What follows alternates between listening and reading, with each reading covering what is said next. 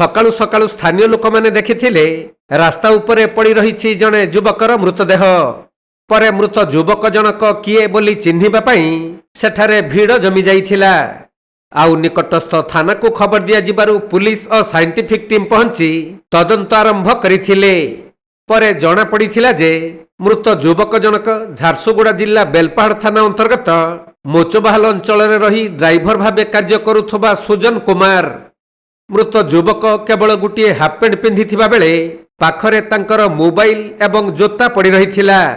ଆଉ ମୃତଦେହ ନିକଟରେ ଗୋଟିଏ ବଡ଼ ପଥର ପଡ଼ି ରହିଥିବାରୁ ଏହା ଏକ ହତ୍ୟାକାଣ୍ଡ ବୋଲି ପୁଲିସ ସନ୍ଦେହ କରୁଛି। ମୋଚବାହାଲ ସବଷ୍ଟେସନ ରାସ୍ତା ଉପରେ ପଡ଼ି ରହିଥିଲା ସୁଜନ କୁମାରଙ୍କ ମୃତଦେହ। ବେଲପାହାଡ଼ ଥାନା ପୁଲିସ ଓ ସାଇଣ୍ଟିଫିକ୍ ଟିମ୍ ଘଟଣାସ୍ଥଳକୁ ଆସି ଶବ ଜବତ କରିବା ସହିତ ପାରିପାର୍ଶ୍ୱିକ ସ୍ଥିତି ଅନୁଧ୍ୟାନ କରି ଅଧିକ ତଦନ୍ତ ଜାରି ରଖିଛନ୍ତି।